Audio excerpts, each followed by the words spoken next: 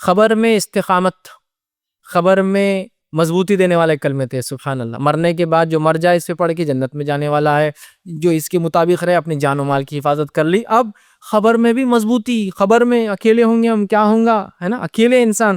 آئیے میں عائشہ رضی اللہ عنہا فرماتی ہے، آپ نے سوال کیا اللہ کے رسول، میں ایک کمزور عورت ہوں. عورتیں ویسے بھی کمزوری ہوتی ہے نا مردوں کے مقابلے میں. تو وہ فرماتی اور کہتی ہے میں ایک عورت ہوں اور میں ضعیف ہوں اللہ کے رسول، میں کمزور ہوں، بہت ڈرتی ہوں، جلدی ڈر لگ جاتا ہے، جلدی پریشان ہو جاتی ہوں. عموماً ہوتا ہے عورتوں میں صفت ہے، جلدی ڈر جاتی ہے، جلدی پریشان ہو جاتی ہے.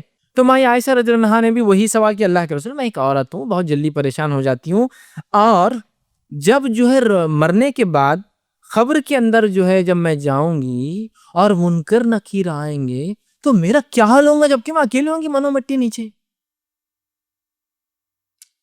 آپ اندازہ لگائیے یہ ایک ہال ہے، اس ہال سمجھو کہ رات میں پروگرام ہو رہا ہے اور اللہ نہ کرے لائٹ چلی جائے، عورتیں بھی اوپر بیٹھی، اچانک لائٹ چلے گئی اور باہر کچھ چاندنی رات بھی نہیں، بدلی آئی، بادل ہے خوب، اور لائٹ چلے جائے تو کیسی تھرتھراہٹ چھوٹ جاتی ہے نا. معلوم ادھر بھی عورتیں بیٹھی، ادھر بھی عورتیں بیٹھی، ادھر بھی مرد بیٹھے، ادھر بھی مرد بیٹھے، لیکن ادھر کا بیٹھنے والا آدمی ادھر والے کو چپک جاتا کر، ہے نا. لائٹ جاتے ہی ایک عورت دوسرے عورت کا ہاتھ پکڑ لیتی، وہ خود جھنجلا کے ارے چھوڑو ہم خود پریشان لائٹ جانے سے، ہے نا. خوف، ڈر، حالانکہ ہم 100 لوگ بیٹھے ہیں، ہم 50 لوگ بیٹھے ہیں اور لائٹ چلے اندھیرے ڈر. تو میں ایسا کری اللہ کے رسول خبر منو مٹی نیچے، ساتھ کوئی نہیں ہے، لوگوں نے مٹی ڈال دی تو ایک روشنی آنے کی بھی جگہ نہیں ہے، ایک ٹمٹی پانے والا چھوٹا دیا بھی نہیں ہے، اور میں ایک ضعیف کمزور عورت، اور جب منکر نکیر میرے سامنے آ جائیں گے اور آ کر پوچھیں گے من ربو کا، میں کیا جواب دوں؟ ایک روایت میں صحابہ نے کہا اللہ کے رسول یہ منکر نکیر اتنی خوفزدہ حالت میں آئیں گے، زمین کو اپنے دانتوں سے پھاڑتے ہوئے آئیں گے، جن کے دانت بیلوں کی سینگوں کے اتنے ہوں گے، آنکھیں بڑی بڑی اور لال ہوں گی، اور گرجدار آواز میں زمین کو پھاڑ کر آئیں گے. اندازہ لگا کیسی مخلوق اور کہیں گے من ربو کا، اور جن کی آواز کڑکتی بجلی جیسی ہوئی گی. کڑکتی بجلی سے تو اچھے لوگ گھبرا جاتے جب بغیر کڑکے تھا، ہے نا، آواز کڑکتی بجلی جیسا من ربو کا. صحابہ نے کہا ہم تو پتھر کے بت بن جائیں گے، مٹی کے بت، مطلب ہماری تو کیفیت نہیں ہوگی بولنے کی. یہ ہماری عائشہ نے بھی یہ سوال کیا، ہم تو جم جائیں گے، ہم تو کچھ نہیں کہہ پائیں گے.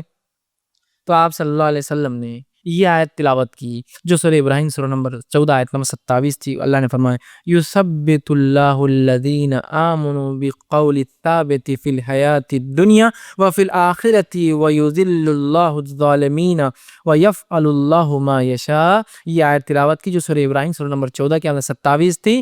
کیا فرمایا آپ صلی اللہ علیہ وسلم نے؟ یثبت اللہ الذین آمنوا بالقول الثابت، اللہ رب العزت مومنوں کے قدم کو جما دیں گا قول ثابت سے. اور قول ثابت سے مراد کیا ہے؟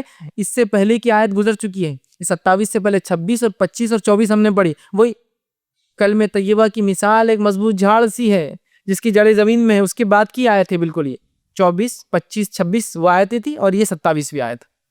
کیا فرمایا کہ اللہ کلمہ طیبہ سے مومنوں کے قدم جما دیں گا.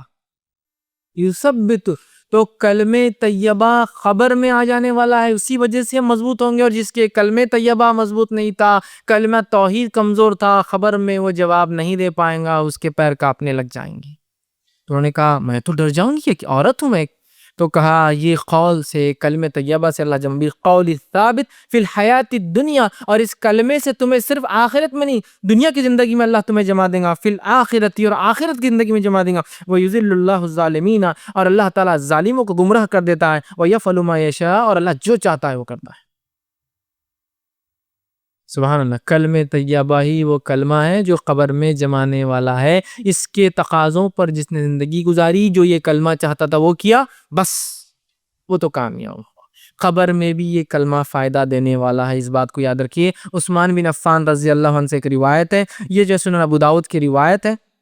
حضور صلی اللہ علیہ وسلم جو ہے میت کو دفنانے سے جب فارغ ہوتے تو وہاں ٹھہر جاتے اور کہتے اپنے بھائی کے استقامت کے لیے، اس کے قدم جمنے کے لیے، اس کے سوال جواب میں آسانی کے لیے، اور اس کے استغفار، اس کے لیے مغفرت کی دعا کرو. سوال و جواب میں آسانی کے لیے دعا کرو اور استغفار کرو. تو گویا حکم دیا گیا دعا کرنا چاہیے میت کے لیے کہ اللہ اس کے سوال جواب میں آسانی کے دفنانے کے بعد، اور اس کے جو ہے استغفار، اس کے گناہوں کو معاف کرے. یہ ہمیں کرنا چاہیے، یاد رکھیے، یہ بات بڑی اہم چیز ہے، یاد رکھیے.